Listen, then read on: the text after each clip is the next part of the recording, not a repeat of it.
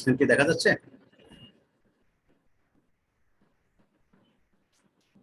Screen কি দেখা যাচ্ছে? আচ্ছা, ইয়েস স্যার। Thank you. আচ্ছা, আমরা আজকে নতুন একটা চ্যাপ্টার শুরু করবো, কনভেকশন উইং। আমরা বলেছিলাম যে কনভেকশন প্রবলেম তিনটা চ্যাপ্টার, আপনাদের একটা জেনারেল কনসেপ্ট একটা ছিল, ফোর্স কনভেকশন। আজকে আমরা ফ্রি কনভেকশন শুরু করবো, এটা হচ্ছে লাস্ট চ্যাপ্টার, কনভেকশন উইং। তো আমরা ফ্রি কনভেকশন সম্পর্কে যতটুকু জানি সেটা হচ্ছে যে এখানে কোনো এক্সটার্নাল কোনো ফ্লুইড ফ্লো, মানে এক্সটার্নালি কোনো ফোর্স অ্যাপ্লাই করা হবে না যাতে ফ্লুইড ফ্লো করে। ঠিক আছে, ন্যাচারালি যতটুকু ফ্লুইড থাকে সেটাই আমাদের কনসিডারেশন।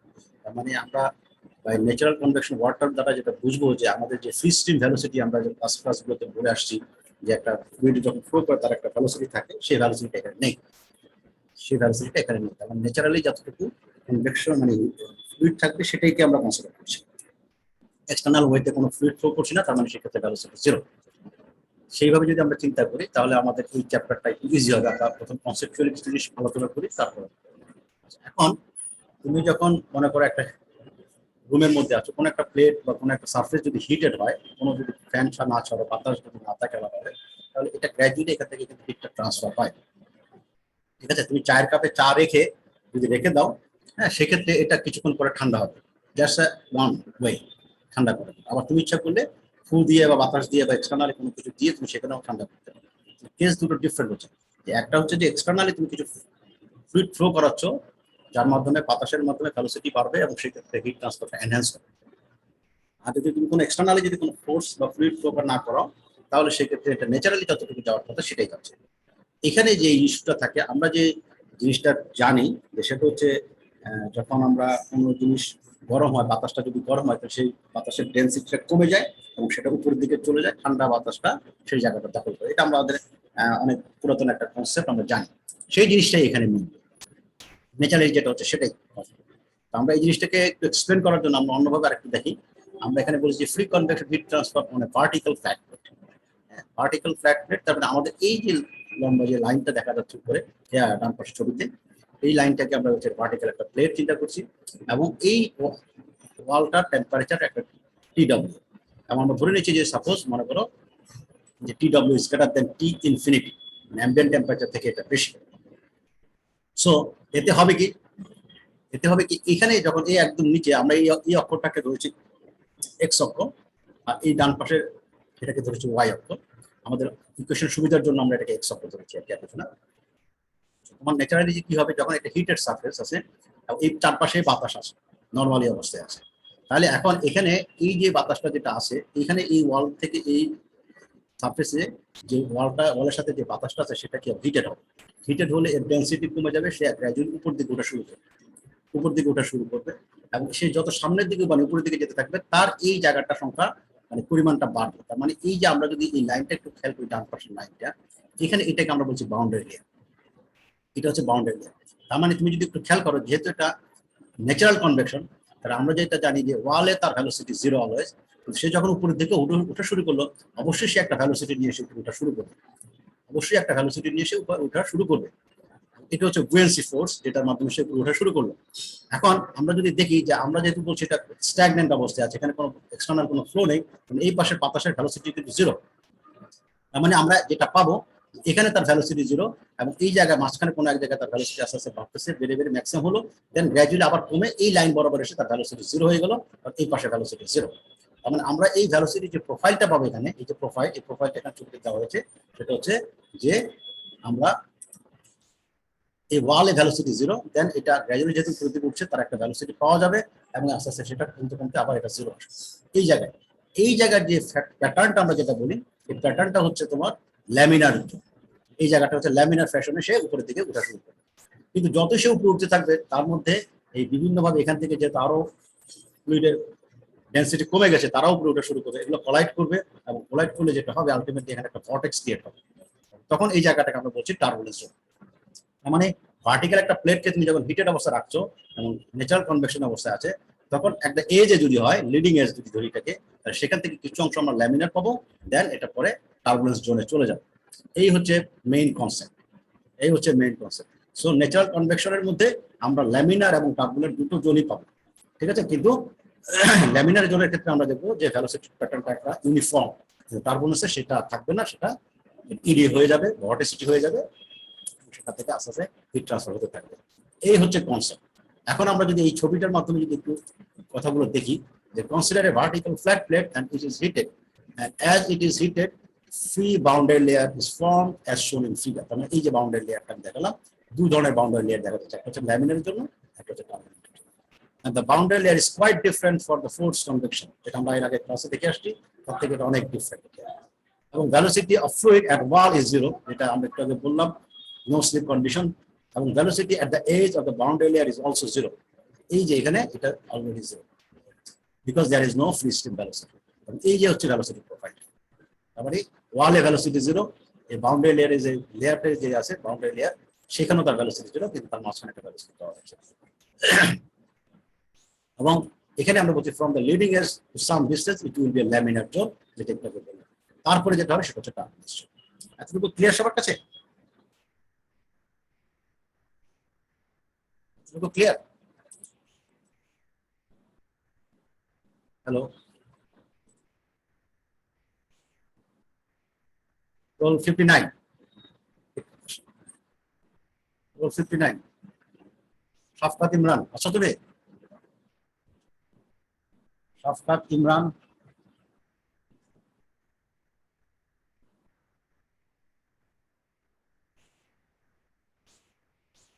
শাফকাত ইমরান আছো? 12:25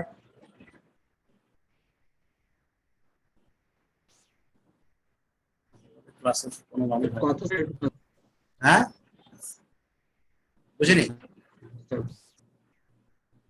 বুঝিনি আপনার কথা স্যার একদম শোনা যাচ্ছে না, অনেক কেটে কেটে আসছে। Yes, sir. হ্যাঁ স্যার আপনার কথা কেটে কেটে আসতেছে। হ্যাঁ, আমার শাফকাত আছো তুমি? স্যার আপনার কথা অনেক কেটে কেটে আসছে স্যার, হ্যাঁ তো কেটে স্যার কেটে। আমরা হ্যাঁ, শাফকাত শুনতে পাচ্ছি। শাফকাত কি আছো? শাফকাত কি আছো? নেই। হামিদা আছো? Yes, হ্যাঁ, sir. আমি যেটা বলেছি এটা কি তুমি বুঝেছো? যেটা বলেছি এটা কি Yes, বুঝেছো? sir. আচ্ছা ঠিক আছে, Ji, sir. আচ্ছা ঠিক আছে। সো আমরা যদি এই মোমেন্টাম ইকুয়েশনটা দেখি, মোমেন্টাম ইকুয়েশনে যে ফ্লুইডটা যেটা ফ্লো করবে তার মোমেন্টাম ইকুয়েশন যদি দেখি ফর পার্টিকুলার যে কেসে, তাহলে আমরা যেটা দেখবো সেটা হচ্ছে, হ্যাঁ যদি দেখি তাহলে এই মোমেন্টাম ইকুয়েশনটা নরমালি আমরা যে ইকুয়েশন দেখে আসছি সেটার মতোই হবে। সো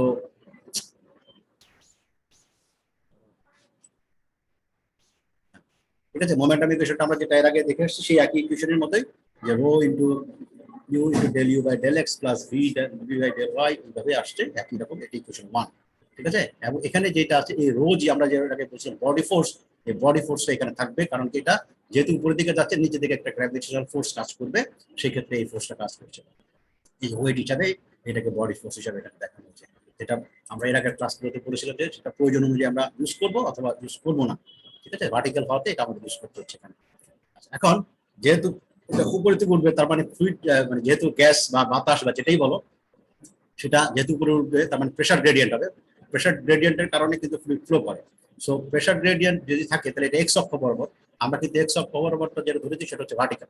আমি আবার ছবিটা একটু দেখাই, এক্স অক্ষটা হচ্ছে ভার্টিক্যাল, এটাকে আমরা ধরেছি এক্স অক্ষ আমাদের সুবিধার জন্য। তো সেই ক্ষেত্রে আমরা যে বলতে পারি যে pressure gradient in the x direction is due to the change of the fluid elevation on the plate. যেহেতু ফ্লুইডটা উপরের দিকে উঠছে তার কারণে এখানে তোমার প্রেশার গ্রেডিয়েন্ট হবে, এবং সেই প্রেশার গ্রেডিয়েন্টকে আমরা বলছি del p by del x, যেটা এখানে আছে, এবং সেটা ইকুয়াল হচ্ছে minus rho infinity g. Rho infinity হচ্ছে যে বাতাস যেটা ছিল অ্যাম্বিয়েন্ট কন্ডিশনে, হ্যাঁ সেটার তার ডেন্সিটি, এবং জি এই হচ্ছে তোমার প্রেশার গ্রেডিয়েন্ট। সো এখান থেকে আমরা যদি এই 1 আর 2 যদি আমরা একটু হিসাব করি, এই del p by del x এর জায়গায় যদি আমরা এটা বসাই, তাহলে এই এক নম্বর ইকুয়েশনটাকে একটু সিম্পলিফাই করে যেটা লেখা যায়, বাম পাশের অংশটা ঠিকই আছে ইকুয়ালস টু, ডান পাশে আমরা লিখতে পারি G into rho infinity minus rho plus mu del square mu by del Y square, এটা হচ্ছে 3 নম্বর ইকুয়েশন। তো এখানে মধ্যে তুমি একটু খেয়াল করে দেখো, এখানে একটা টার্ম নতুন করে ঢুকলো, সেটা হচ্ছে rho infinity minus rho, rho infinity minus rho মানে ডেনসিটির পরিবর্তন, ডেনসিটির পরিবর্তন। এই ডেনসিটি যে ডিফারেন্স, এইটাকে আবার অন্য একটা নামে ডাকা হয়, বইতে যেটা পাবে সেটাকে বলা হয় ভলিউম কোএফিসিয়েন্ট অফ এক্সপানশন বা কোএফিসিয়েন্ট অফ ভলিউম এক্সপানশন। ঠিক আছে, সেটাকে বিটা দ্বারা প্রকাশ করা হয়, এবং সেই বিটা ইকুয়ালস টু যেটা লেখা হয় সেটা হচ্ছে যে change of volume with constant প্রেসারে হ্যাঁ, তার টেম্পারেচারের সাথে যে পরিবর্তন সেটাকে লেখা যায় rho infinity minus rho divide by rho into T minus T infinity. এটা তুমি যদি একটু খেয়াল করে দেখো, এই রো ইনফিনিটি মাইনাস রো এখানে আমরা এটা যদি রাখি, তাহলে এটা সমান লেখা যায় beta into rho into T minus T infinity. So আমরা এই জায়গাটার মধ্যে এই রো ইনফিনিটি মাইনাস রো এর জায়গায় আমরা লিখতে পারি beta into rho into T minus T infinity. সেটাই এই পরবর্তী লাইনে লেখা হচ্ছে এই যে রো জি ও B into T minus T infinity. এই ইকুয়েশনটাকে, এই 4 নম্বর যে ইকুয়েশনটা আমরা দেখছি, এটাকে বলা হচ্ছে যে equation of motion. Equation of motion, হ্যাঁ, ফর ফ্রি কনভেকশন, হ্যাঁ, বাউন্ডারি লেয়ারের ক্ষেত্রে free motion, equation of motion for free boundary layer for natural convection. এটা হচ্ছে আমাদের একটা মেইন ইকুয়েশন এই চ্যাপ্টারে, 4 নম্বর ইকুয়েশনটা। এখন আমরা, এটা হচ্ছে তার মানে কি আমরা ইকুয়েশন অফ মোশন, তার মানে ফ্লুইডের ফ্লো কিভাবে হবে সেটা আমরা এখান থেকে পেয়ে যাব। এখন আমরা একটু দেখি energy equation. Energy equation for free convection is same as force convection, যেখানে যেটা ছিল এনার্জি ইকুয়েশনটা একই রকম হবে। তার মানে এনার্জি ইকুয়েশন আমরা যেটা পেয়েছিলাম rho CP u into del T by del x plus v del T by del y equals to K into del square T by del y square. এটা আমরা যে আগের চ্যাপ্টারে যেভাবে দেখেছি সে একই রকম সূত্রটা এখানে আছে। এখন আমরা এগুলোকে যদি সলভ করি, ডিফারেনশিয়াল ইকুয়েশন ফর্মে আছে, এগুলোকে যদি সলভ করার চেষ্টা করি, তাহলে আমাদের সেই বাউন্ডারি কন্ডিশন সহ আগে যদি সব নিয়ে আসতে হবে। সো আমরা যদি সেটা থেকে যদি যাই, even though the fluid motion depends on the density variation, however this variation is quite small. প্রথমে আমরা একটা অ্যাজাম্পশন নিচ্ছি যে যেহেতু আমরা বলছি যে এখানে এই জায়গার মধ্যে যে রো মাইনাস রো ইনফিনিটি আমরা যেটা দেখাচ্ছি, ডেনসিটি ভেরিয়েশন কোএফিশিয়েন্ট যেটা দেখাচ্ছি বিটা, যেহেতু আমরা বলছি যে ডেনসিটির ভেরিয়েশনের কারণে ফ্লোটা হবে, কিন্তু এই ডেনসিটির ভেরিয়েশনটা খুবই কম হবে, এটা আমরা ধরে নিচ্ছি। এবং সেক্ষেত্রে আমরা এই রো যেটা আছে সেটা কনস্ট্যান্ট ধরে নিচ্ছি, তার মানে এর মধ্যে কোনো পরিবর্তন হবে না, এটা আমরা ধরে নিচ্ছি যে রোটা এখানে কনস্ট্যান্ট। তাহলে সেক্ষেত্রে মোমেন্টাম ইকুয়েশনের মধ্যে যে পার্টটুকু ছিল সেটাকে আমরা যদি একটু সিম্পলিফাই করি, সেটাকে লেখা যায় d by d x integration of 0 থেকে ডেল্টা, মানে বাউন্ডারি লেয়ার পর্যন্ত রো ইউ স্কয়ার ডিওয়াই। এই জিনিসটা আমরা আগে থেকে জানি, মোমেন্টাম বাউন্ডারি লেয়ার থিওরির মধ্যে আমরা পড়েছি, equals to tau W plus integration 0 থেকে delta rho G B beta into T minus T infinity into DY. এটাকে সিম্পলিফাই করলে এই 6 নম্বর ইকুয়েশন আমরা লিখছি। এখন আমরা যদি বাউন্ডারি কন্ডিশন গুলো বসাই, যে টি যখন ওয়াই যখন 0, ওয়াই মানে কোনটা, ওয়াই হচ্ছে তোমার এক্স অক্ষ, আমরা যেটা নর্মালি ধরি সেটা।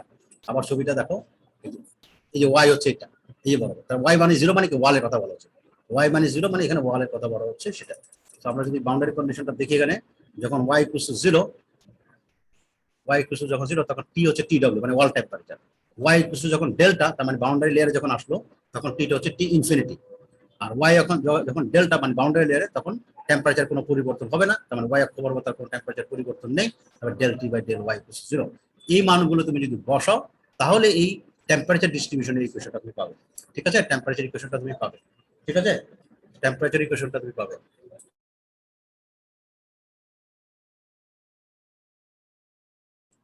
একটু একটু 1 মিনিট, আমি একটু পজ দিচ্ছি 1 মিনিট। 1 মিনিট, হ্যাঁ।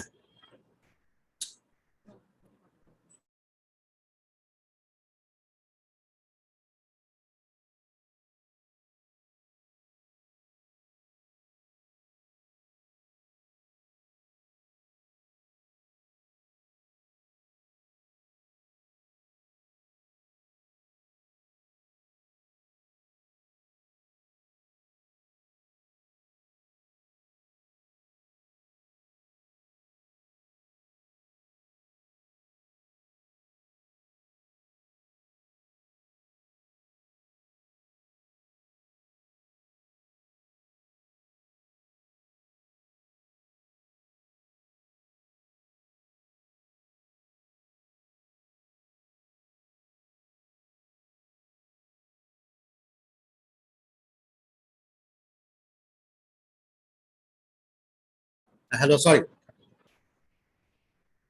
হ্যালো হ্যালো হ্যালো, শোনা যাচ্ছে? স্যার হ্যাঁ, সরি, আমি শোনা যাচ্ছে? হ্যাঁ একটা ফোন আসছিল এখানে। স্যার শুনতে পাচ্ছি স্যার। আচ্ছা, সরি। তো এখানে এই যে আমরা যেটা বললাম, বাউন্ডারি লেয়ার, জি স্যার। জি স্যার শুনতে পাচ্ছি স্যার। বাউন্ডারি কন্ডিশন আমরা যদি বসাই, তাহলে এই আমরা এখানে টেম্পারেচার ডিস্ট্রিবিউশনের প্রোফাইলটা আমরা পেয়ে যাবো। হ্যাঁ, ঠিক আছে, T minus T infinity divide by T W minus T infinity equals to 1 minus Y by delta whole square. So Y হচ্ছে কি তোমার ওয়াল থেকে যে কোনো একটা ডিসটেন্স, আর ডেল্টা হচ্ছে তোমার বাউন্ডারি লেয়ার থিকনেস, এবং সেখান থেকে বসালে টেম্পারেচার প্রোফাইলটা আমরা পেয়ে যাবো। তো এই হচ্ছে 7 নম্বর একটা ইকুয়েশন আমরা পেলাম। একেবারে ভ্যালোসিটির জন্য আমরা একটা ইকুয়েশন পাবো, এটা হচ্ছে টেম্পারেচার জন্য পেলাম। এখন 7 নম্বর ভ্যালোসিটির জন্য যদি আমরা দেখি, ফর ভ্যালোসিটি ডিস্ট্রিবিউশন, সেখানে আমরা যদি বাউন্ডারি কন্ডিশন বসাই, ওয়াই যখন 0, তার মানে ওয়ালের কথা বলছি, তখন ভ্যালোসিটি 0। ওয়াই মান যখন ডেল্টা, তখন বাউন্ডারি লেয়ারে, তখন তার ভ্যালোসিটি 0, কারণ এটা ফ্রি স্ট্রিম, কোনো ভ্যালোসিটি নেই, সেক্ষেত্রে এটা ভ্যালোসিটি 0। এবং ওয়াই যখন ডেল্টা, তখনও তার ভ্যালোসিটির কোনো পরিবর্তন হবে না, চেঞ্জ হবে না ওয়াই এক্স। এই মানগুলো যদি আমরা বসাই, তাহলে আমরা 4 নম্বর ইকুয়েশন থেকে যদি এটাকে সলভ করা শুরু করি, তাহলে প্রথমে আমরা যেটা পাবো সেটা হচ্ছে y delta del square y del square u by del y square minus g b g del beta into T W minus T infinity divide by nu. Nu এটা হচ্ছে কাইনেমেটিক ভিসকোসিটি, এখান থেকে এটা পেয়ে যাবে। সো এটাকে আমরা যদি একটু বাউন্ডারি কন্ডিশনের মাধ্যমে আবার সলভ করার চেষ্টা করি, এবং প্রথমে আমরা একটা আরবিটারি ইকুয়েশন ভেলোসিটি ফাংশন যদি ধরি ইউ বাই ইউ এক্স, এবং সেক্ষেত্রে A plus B Y plus C Y square plus D Y cube, এবং সেক্ষেত্রে সলভ যদি করি, আমরা এই ধরনের একটা ইকুয়েশনের আগে ক্লাসে গুলোতে দেখে আসছি একইভাবে 4টা আননোন থেকে কিভাবে করতে হয়, সেটা যদি সলভ করি, তাহলে আমরা এখান থেকে এই ইকুয়েশনটা পেয়ে যাবো, u by u x equals to beta into del square g g T W minus T infinity 4 u x nu, এবং তার সাথে হচ্ছে y by delta into 1 minus Y by delta whole square. এই ইকুয়েশনটা আমরা পেয়ে যাবো। এটাকে যদি সিম্পলিফাই করা যায়, সেই করা গেলে আমরা পাবো u by u x equals to y by delta into 1 minus Y by delta whole square. এই ইকুয়েশনটা আমরা পেয়ে যাবো, ঠিক আছে। সো এইটা হচ্ছে আমার ভ্যালোসিটি প্রোফাইলের ইকুয়েশন। আর 7 নম্বর ইকুয়েশন যেটা দেখলাম সেটা টেম্পারেচার প্রোফাইল ইকুয়েশন। এখন এই 7 এবং 8 এই দুটো প্রোফাইলকে আমরা যদি 6 নম্বর ইকুয়েশনে বসাই, 6 নম্বর ইকুয়েশনটা কি ছিল সেটা একটু দেখি। 6 নম্বর এই মোমেন্টাম ইকুয়েশন ছিল। এখানে যদি আমরা বসাই, তাহলে আমাদের ইকুয়েশনটা নতুন একটা ফর্মে আসে, তো এটা হচ্ছে 1 by 105 into d by d x, এইভাবে একটা ইকুয়েশন চলে আসে। এটা একটা 9 নম্বর ইকুয়েশন আমরা বলছি। এই ইকুয়েশনগুলো দেখতে অনেক জটিল মনে হচ্ছে, কিন্তু ফাইনালি এটা আর যাতে জটিল থাকবে না, আমরা সিম্পলিফাই করার চেষ্টা করছি। তো সেক্ষেত্রে 9 নম্বর ইকুয়েশনের পরে আমরা যদি লং ক্যালকুলেশন করি, হ্যাঁ, একটা বেশ বড় ক্যালকুলেশন আছে এখানে। এটা করার পরে সিম্পলিফাই করলে যেটা আসে সেটা হচ্ছে ডেল বাই এক্স, এক্স হচ্ছে ভার্টিক্যাল ডিস্টেন্স বরাবর প্লেটের দৈর্ঘ্য, সেখানে into equals to 3.93 into Prandtl number to the power minus half ব্র্যাকেটে 0.952 plus Prandtl number to the power 1/4 into এই একটা নাম্বার আমরা আজকে নতুন শিখবো, সেটা হচ্ছে গ্রাশফ নাম্বার বলে। এটাকে বলা হয় Grashof number to the power minus 1/4। এই একটা ইকুয়েশন আমরা পেয়ে গেলাম। এটা much simpler than previous one. So এই হিসেবে আমরা এই ইকুয়েশন একটা পেলাম। এটাকে যদি আরেকটু সিম্পলিফাই করা যায়, সেটাকে ইউএক্স দিয়ে লেখা যায়, তাহলে u x into x by del nu, সেটাকে আবার লেখা যায় এই ফর্ম। এটা হচ্ছে আমরা আরেকটা ইকুয়েশন। এখন এই ইকুয়েশন গুলোকে আমরা যদি একটু খেয়াল করি, এইখান থেকে ভ্যালোসিটি প্রোফাইলে যে ইকুয়েশন আমরা দেখেছি, টেম্পারেচার প্রোফাইলে যে ইকুয়েশন দেখেছি, সেখান থেকে দেখা যায় যে ম্যাক্সিমাম যে ভ্যালোসিটিটা পাওয়া যায় সেটা হচ্ছে y by delta equals to 1/3। তার মানে তোমার কি হচ্ছে, ডেল্টা যেটা আছে বাউন্ডারি লেয়ারের থিকনেস যেখানে আছে তার 1/3 গিয়ে আমরা ম্যাক্সিমাম ভ্যালোসিটিটা পাই, ঠিক আছে। 1/3 গিয়ে আমরা ম্যাক্সিমাম ভ্যালোসিটি পাই। আর ইউ ম্যাক্স হচ্ছে 4/7 সেইখান থেকে আমরা ইউ ম্যাক্স পেয়ে যাবো। এই হচ্ছে তোমার নর্মাল প্রসিডিউর আমরা যদি ক্যালকুলেট করতে চাই, মানে এই ভ্যালোসিটি প্রোফাইলের ম্যাক্সিমাম ভ্যালোসিটি কত, আর তোমার ভ্যালোসিটি প্রোফাইলটা কোথায় হয়, সেই জায়গাটা আমরা যদি ক্যালকুলেট করতে সেটা। আর এইখানে আমরা যেটা দেখিয়েছি সেটা হচ্ছে গ্রাশফ নাম্বার। গ্রাশফ নাম্বারটা এই কনভেকশন হিট ট্রান্সফারের জন্য, ন্যাচারাল কনভেকশন হিট ট্রান্সফারের জন্য one of the most important number. Nusselt number যতটা ইম্পর্টেন্ট, গ্রাশফ নাম্বারটাও সে একইভাবে এখানে ইম্পর্টেন্ট, ঠিক আছে। গ্রাশফ নাম্বার এটা মেনলি হচ্ছে তোমার buoyancy force divide by viscous force. আমরা যেমন রেনল্ডস নাম্বার যেমন করি, রেনল্ডস নাম্বারটা মানে কি, রেনল্ডস নাম্বার হচ্ছে যে inertia force divide by viscous force. আর এখানে একই রকম, শুধু ইনার্শিয়া ফোর্সের জায়গায় এখানে বুয়েন্সি ফোর্স। তাহলে buoyancy force divide by viscous ফোর্সের যে রেশিও, সেটাকে বলা হচ্ছে গ্রাশফ নাম্বার। এখানে G beta into T W minus T infinity into X cube divide by nu square. এখানে তোমার এক্স হচ্ছে লোকাল যে কোনো একটা পয়েন্টের জন্য যদি চিন্তা করো এক্স অক্ষ বরাবর তার সেইখানকার দূরত্ব, এবং সেই হিসেবে এটা লোকাল গ্রাশফ নাম্বার হবে আগের মধ্যে, ঠিক আছে। সো এটা যদি আসে, তাহলে আমরা এখান থেকে একটু সিম্পলিফাই যদি করি, এখানে 7 নম্বর ইকুয়েশন যেটা আমরা দেখেছি যে তোমার 7 নম্বর যেটা আমরা দেখেছি যে velocity profile, sorry temperature profile, সেখান থেকে এইচ আমাদের H equals to 2k by delta. আর এটাকে আমরা একটু কথা শোনা যাচ্ছে, 2k বাই ডেল্টা, এটাকে লেখা যায় hx বাই k, এবং সেখান থেকে আমরা এটা লিখতে পারি নাসেল্ট নাম্বার এবং সেই জায়গায় এই এইচ এর মানটা আমরা যদি বসাই তাহলে এটা Yes, sir. হ্যাঁ এটা বলা যায় যে 2 into x by delta, 2 into x by delta. তার মানে আমরা এখান থেকে আরেকটু সিম্পলিফাই করলে 10 নম্বর ইকুয়েশনটা আমরা পেয়ে যাবো। ঠিক আছে, Nusselt number, local Nusselt number is equal to 0.508, Prandtl number to the power half, যেটা উপরে একটু আগে দেখে আসছো সেই ইকুয়েশন। এটাকে যদি তুমি অ্যাভারেজ করতে চাও, তাহলে অ্যাভারেজ যদি করতে চাও, এটা ছিল লোকাল থেকে অ্যাভারেজে যদি তুমি আসতে চাও, তাহলে সেই ক্ষেত্রে অ্যাভারেজকে আমরা লিখি এখানে h bar equals to 1/L, এটা আমরা এর আগে ক্লাসগুলোতে দেখে আসছি। সেক্ষেত্রে h bar equals to 4/3h। ঠিক আছে, এই সূত্রটা আমরা পাচ্ছি। তাহলে একটা আমরা পেয়েছিলাম এর আগে, আমরা একই রকম লোকাল যেটা হিট ট্রান্সফার কোএফিশিয়েন্ট, সেখান থেকে আমরা অ্যাভারেজ হিট ট্রান্সফার কোএফিশিয়েন্ট পেয়েছিলাম ফোর্স কনভেকশনের জন্য। একইভাবে আমরা এখানে ফ্রি কনভেকশনের জন্য আমরা এগুলো একটা জিনিস পেয়ে যাবো।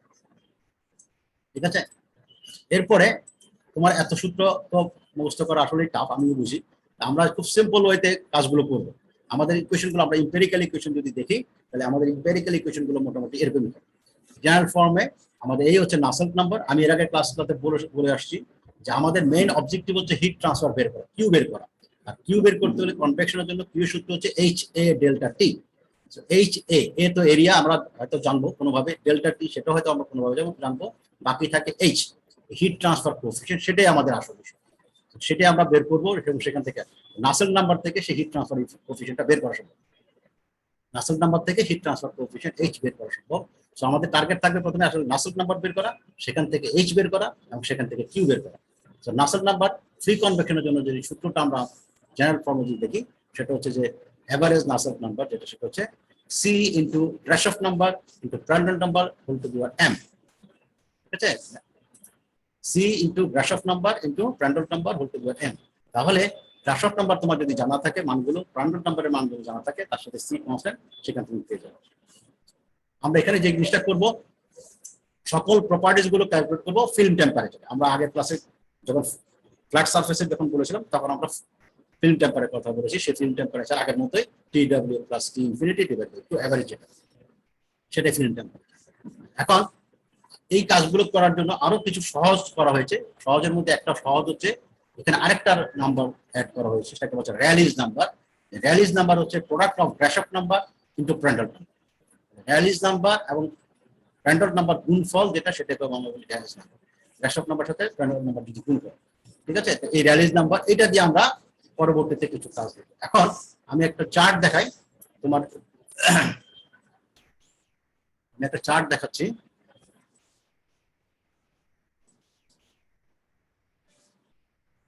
চারটা দেখা গেলে আমাকে একটু বলো যে আসছে আসছে।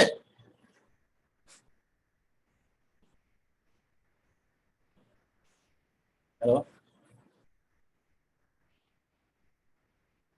স্ক্রিন কি দেখা যাচ্ছে?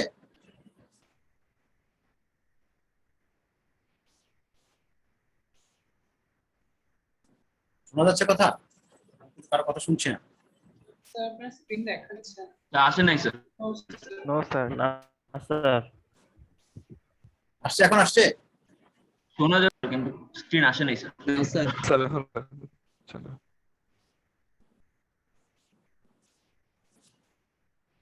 আসছে এখন? স্ক্রিন কি আসছে? না স্যার, আসে স্যার, এখন আসে স্যার।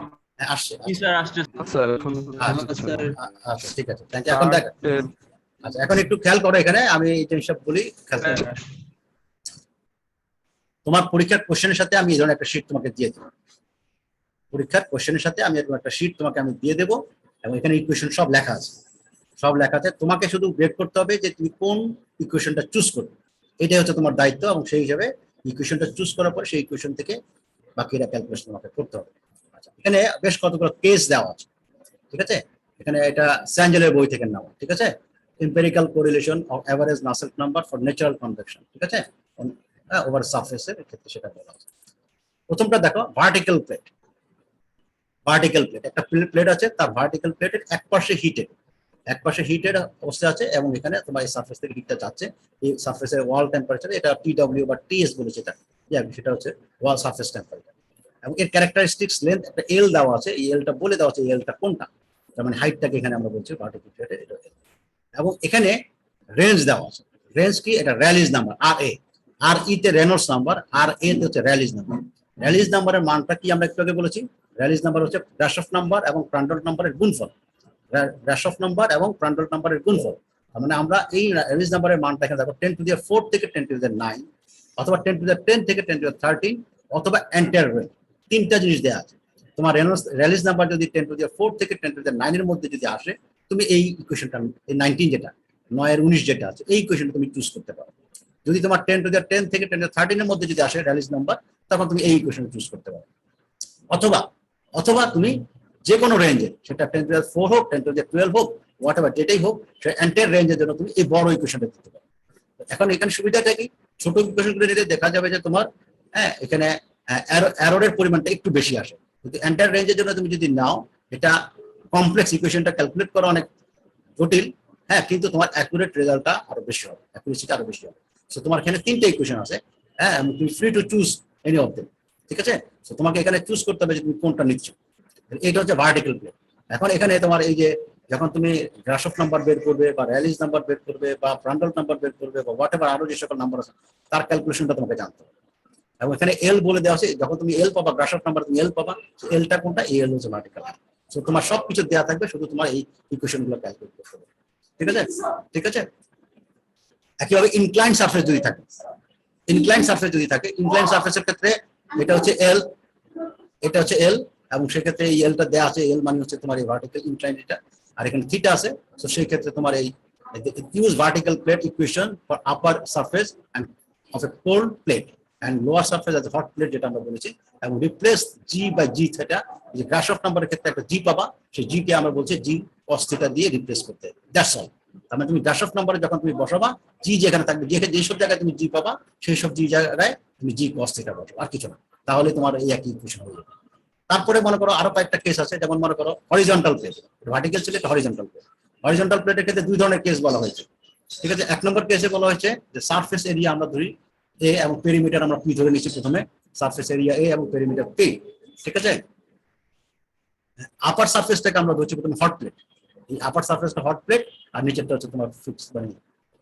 তাহলে এবং আরেকটা হচ্ছে নিচেরটা যেটা বি, যেটা লোয়ার সারফেসটাকে আমরা হট সারফেস ধরছি, উপরের সারফেসটাকে আমরা কোল্ড সারফেস ধরছি, what ever.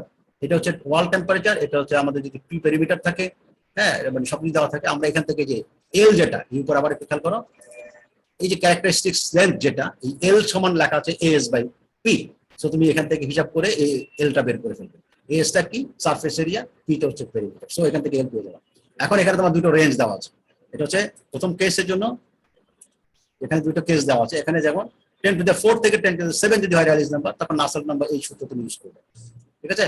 0.59 into Rallis number to দি 1/4, অথবা যদি 7 থেকে 11 থাকে, তখন তুমি হচ্ছে 0.1 ইন্টু র্যালিস নাম্বার টু দি 1/3, ঠিক আছে? এভাবে তুমি বলবে। একইভাবে তোমার যদি নিচেরটা হয়, মানে নিচের বটম সারফেস যদি হট হয় আর উপর সারফেস যদি কোল্ড হয়, তাহলে এই ক্ষেত্রে তুমি এই ইকুয়েশন ইউজ করবে। একইভাবে তোমার যদি সিলিন্ডার, ভার্টিক্যাল সিলিন্ডার যদি হয়, তাহলে সেক্ষেত্রে তোমার এই সবকিছু বলে দেওয়া আছে। ডায়ামিটার তো তুমি জানবে, লেন্থ জানবে, তার ক্যারেক্টারিস্টিক্স লেন্থ তোমার এল এটা বলে দেওয়া আছে। এবং এখানে vertical cylinder can be treated as a vertical plate when D equals to এটা। তার মানে আমি এই ভার্টিক্যাল সিলিন্ডারটাকেই ভার্টিক্যাল ওয়াল হিসেবে কনসিডার করি, ভার্টিক্যাল ওয়াল হিসেবে এই সূত্রগুলো ইউজ করতে হবে। কনসিডারেশন কি? কনসিডারেশন হচ্ছে যে ডি এর মানটা যদি এর থেকে বড় অথবা সমান হয়, এটা কি 35L divide by Grashof number to the power 1/4, এই মানটা যদি ডি এর চেয়ে যদি ছোট হয়, তাহলে সেক্ষেত্রে আমরা এই ভার্টিক্যাল প্লেটের এই ইকুয়েশনগুলো আমরা ইউজ করি। এখানে যে ইকুয়েশন আছে, সো তোমার এই ইকুয়েশনগুলো দেওয়া আছে। একইভাবে যদি হরিজন্টাল সিলিন্ডার হয়, তাহলে সেক্ষেত্রে তোমার এই নাসেল্ট নাম্বারের সূত্র তোমার এখানে স্পষ্ট দেওয়া আছে, ঠিক আছে? স্ফিয়ার যদি হয়, তাহলে তোমার সূত্র দেওয়া আছে। সো তোমার পরীক্ষার জন্য কোনো চিন্তা নেই, পরীক্ষার জন্য যেটা আছে, তুমি জাস্ট রাইট ইকুয়েশনটা তোমাকে চুজ করো, যে কোন ইকুয়েশনটা আমি এখান থেকে চুজ করবো। আমার কথাটা কি ক্লিয়ার হচ্ছে তোমাদের কাছে?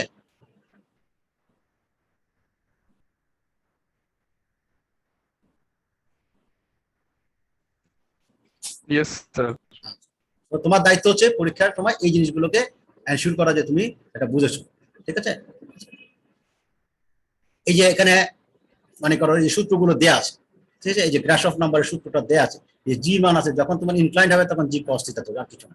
এখানে বিটার মান তোমার জানা থাকবে বা বলে দেওয়া থাকবে, টি ডব্লিউ টি ইনফিনিটি হয়তো অঙ্কের মধ্যে দেওয়া থাকবে, নিউ দেওয়া থাকবে, এল হচ্ছে লেন্থ দেওয়া থাকবে, হ্যাঁ, যদি বিটা যদি দেওয়া না থাকে, বিটার সূত্র দেওয়া আছে, সূত্র থেকে তুমি বিটা বের করবে। হ্যাঁ, হোয়াট এভার যা যা আছে তুমি সব এখান থেকে বের করবে। ঠিক আছে, এটা হচ্ছে প্লেটের জন্য, এটা হচ্ছে সিলিন্ডারের জন্য, ডায়ামিটার দেওয়া আছে, তুমি সেখান থেকে পেয়ে যাবে। হ্যাঁ, এরকম বেশ কিছু জিনিস তোমার ইকুয়েশনের মধ্যে সবকিছু দেওয়া আছে। আমি যে ইকুয়েশনগুলো একটু আগে পড়লাম বা বললাম সবগুলো তোমার এখানে দেওয়া আছে। তোমার ওই ধরনের কোনো ইকুয়েশন মুখস্থ করার কোনো দরকার নেই, কিন্তু প্রশ্নটা হচ্ছে, কথাটা হচ্ছে যে তোমাকে যেন মানে ক্লিয়ারলি তুমি যেন কনসেপ্টটা রাখো যে আমার কোন ইকুয়েশনটা চুজ করতে হবে। তুমি এক ইকুয়েশনের জায়গায় যদি আরেক ইকুয়েশন চুজ করো তাহলে তুমি ঝামেলা করবে। ঠিক আছে, এই ধরনের ইকুয়েশন এখানে আমি তোমাকে দুই ধরনের চার্ট দেখাই। পরীক্ষায় তো আমি সিম্পলি দিব, কিন্তু প্র্যাকটিক্যাল লাইফে তুমি যখন যাবে তখন হয়তো সমস্যা করতে পারো। এটা স্যান্ডেলের বইতে দেওয়া আছে, স্যান্ডেলের বইতে এইভাবে ছবি করে সুন্দর করে এইভাবে দেওয়া আছে যে কোনটা কি কেস এবং তার সাথে। কিন্তু যদি হলম্যানের বই যাও, তোমার কাছে যদি হলম্যানের বই থাকে, হলম্যানের বইতে কিন্তু এটা এইভাবে দেওয়া আছে। ঠিক আছে, এই যে ভার্টিক্যাল প্লেট এন্ড সিলিন্ডার, তার জন্য সূত্র দেওয়া আছে, সূত্রের জন্য কোন ইকুয়েশন সেটা বলে দেওয়া আছে, রেফারেন্স বলে দেওয়া আছে। হরিজন্টাল সিলিন্ডারের জন্য বলে দেওয়া আছে। হ্যাঁ, পাওয়ার কত, ওই যে আমরা একটু আগে বললাম যে সি এবং এম, হ্যাঁ, জেনারেল ইকুয়েশন, সেখান থেকে তোমার এই ইস্যুগুলো চলে আসে। তারপরে যেমন মনে করো যে আপার সারফেস হিটেড এবং লোয়ার সারফেস যদি কোল্ড হয় তাহলে সেক্ষেত্রে কি হবে, আপার সারফেস যদি তোমার প্লেট হয়, লোয়ার সারফেস যদি কোল্ড হয় তাহলে সেক্ষেত্রে কি হবে, বিভিন্ন রেঞ্জের জন্য এইভাবে বিভিন্ন কন্ডিশন গুলো দেওয়া আছে। এটা হচ্ছে হলম্যানের বই, কিন্তু জিনিসটা একই, তো ইকুয়েশন একই, কিন্তু তোমাকে এইভাবে দেওয়া আছে।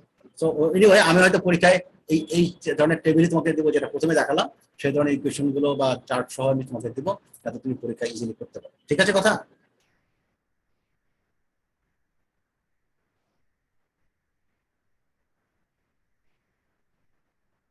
হ্যালো,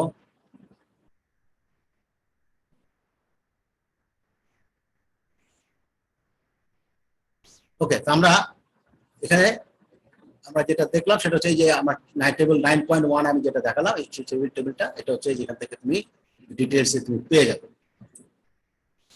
আমরা এখন একটু এটা স্টপ দেই, স্টপ দিয়ে আমি আরেকটা স্লাইড দেখাচ্ছি। কথার প্রচুর মেবি নেটওয়ার্কের প্রবলেম।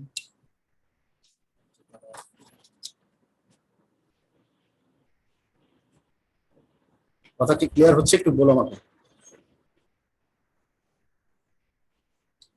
শোনা যাচ্ছে কথা? হ্যালো, শোনা যাচ্ছে?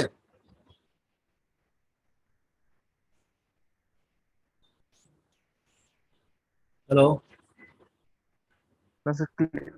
ক্লিয়ার আসতেছে না স্যার, ক্লিয়ার কেটে আসছে না?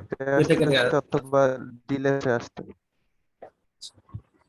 ঠিক আছে, তাহলে আজকে যেহেতু নেটওয়ার্কের সমস্যা, আমরা নেক্সট ক্লাসে, আজকে হয়তো পড়ানোটা আসলে হবে, আমি জাস্ট এখানে একটু ক্লিয়ারলি একটু জাস্ট যে পয়েন্টগুলো আমি একটু বললাম আমি। স্যার এখন তো অনেক আটকায় স্যার, কি শোনা যায় না। হ্যাঁ, কথা অনেক পরে শোনা যায় স্যার বলার। আচ্ছা আচ্ছা, ডিলে হচ্ছে, এই তো। তাহলে একটু খেয়াল করো, জাস্ট আমার কথাগুলো তাহলে খেয়াল করে বলে যাচ্ছি, তুমি ওটা একটু খেয়াল করো। আচ্ছা, এখানে আমরা এই যেটা একটু আগে দেখালাম যে চার্টগুলো, সেই চার্টগুলোর মধ্যে যে ইকুয়েশনটা আছে সেগুলো একটু ডিটেলস এখানে বলা আছে। যে কনস্ট্যান্ট হিট ফ্লাক্স সারফেসের যে ভার্টিক্যাল এবং ইনক্লাইন সারফেস, সেখানে মডিফাইড একটা আমরা গ্রাশফ নাম্বার ধরি, সেই মডিফাইড গ্রাশফ নাম্বারটাকে আমরা ডিফাইন করি G into beta into Q W, এবং তার সাথে x two the power 4x হচ্ছে যে কোনো ডিস্টেন্সের জন্য বলা হচ্ছে, K thermal conductivity into nu square, এবং এই কিউ ডব্লিউ যেটা সেটা হচ্ছে হিট ফ্লাক্স। আমরা বলছি যে তোমার হিট ফ্লাক্স, কনস্ট্যান্ট হিট ফ্লাক্সের জন্য সূত্র, তখন আমাদের সেই কিউ ডব্লিউটা আমরা কিউ ডিভাইড বাই এ থেকে আমরা হিট ফ্লাক্স পেয়ে যাবো। এটা যদি গ্রাশফ নাম্বার স্টার হয় তাহলে সেখান থেকে আমরা এরকম নাসেল নাম্বার পেয়ে যাব, এবং সেই গ্রাশফ নাম্বার একটু প্যান্ডল নাম্বার, সেই সূত্রটা আমরা একটা দেখেছি কোয়েশ্চেন, সেখানে আছে। ঠিক আছে, তো ওইভাবে কিছু সূত্র এখানেও আছে, যেমন টার্বুলেন্ট রিজনের জন্য তোমার কি হতে পারে সেটা দেওয়া আছে। তো সূত্রগুলো মুখস্থ করার কোনো দরকার নেই, কিন্তু সূত্রগুলো খেয়াল করতে হবে আর কি। আমরা এরপরে যে ফ্রি কনভেকশন হরিজন্টাল সিলিন্ডার, যেটা আমরা একটু আগে দেখলাম, হ্যাঁ, ইকুয়েশনের মধ্যে এখানে একটা ফেমাস ইকুয়েশন আছে। এই ইকুয়েশনটা আমরা এর আগেও একদিন ক্লাসে বলেছিলাম, এই চার্চিলের ইকুয়েশন। এখানেও একটা চার্চিলের ইকুয়েশন আছে, সেটা হচ্ছে ফ্রি কনভেকশনের জন্য। আমরা এর আগে ফোর্স কনভেকশনের জন্য দেখেছিলাম, এখানে ফ্রি কনভেকশনের জন্য চার্চিল ইকুয়েশন। সেখান থেকেও এরকম বিশাল একটা ইকুয়েশন আছে, যে গ্রাশফ নাম্বার, প্যান্টল নাম্বার, তার সাথে ডিভাইড বাই কমপ্লেক্স একটা, তারপরে হোল টু দি পাওয়ার 1/6, এবং এখানে বলে দেওয়া আছে যে গ্রাশফ নাম্বার, প্যান্টল মানে র্যালিস নাম্বার, এটা হচ্ছে র্যালিস নাম্বার বা গ্রাশফ নাম্বার, প্যান্টল নাম্বারের গুণফল, সেটার রেঞ্জ দেওয়া আছে। এটা হচ্ছে তোমার একেবারে যদি টাইপের মধ্যে যদি হয় মানে সিলিন্ডারের ক্ষেত্রে হয় সারফেসের উপর দিয়ে, তাহলে সেক্ষেত্রে আমাদের এই কনভেকশন করতে হবে। ঠিক আছে,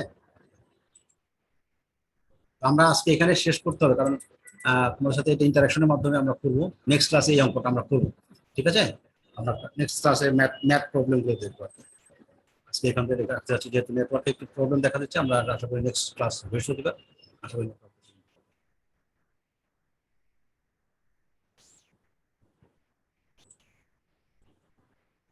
কথা ক্লিয়ার হয়েছে?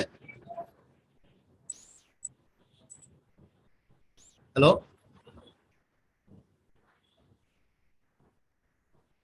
আমি যেটা একটু দেখাতে চাচ্ছিলাম সেটা হচ্ছে এই যে তোমার এই যে গ্রাফ নাম্বার, আমরা কনস্ট্যান্ট হিট ফ্লাক্স হয় তখন আমরা এই ধরনের, আমরা হ্যাঁ, দেখতে পাচ্ছি। আচ্ছা হ্যাঁ, এই ধরনের আমরা ইকুয়েশন দেখবো। তারপর আমাদের যে হিট ফ্লাক্সের ক্ষেত্রে, তারপরে আমরা যদি লোকাল যদি চাই, এই যে রেনল্ডস নাম্বার, সরি র্যালিস নাম্বারটা হচ্ছে যে গ্রাফ নাম্বার আর প্যান্টল নাম্বারের গুণফল, সেখান থেকে আমরা নাসেল নাম্বার পাবো, নাসেল নাম্বার থেকে আমরা এইচ পাবো, এইচ থেকে আমরা কিউ পেয়ে যাবো। আলটিমেটলি প্রসিডিউর সবারটার জন্য একই, শুধু ইকুয়েশন গুলো আলাদা।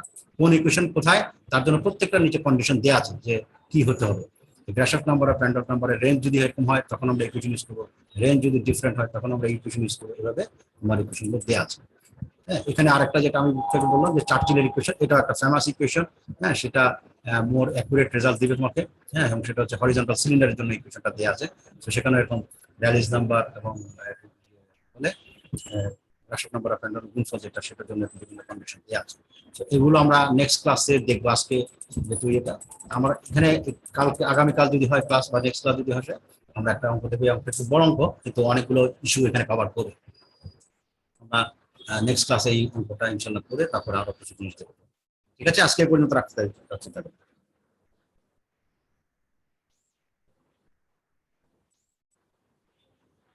ঠিক আছে,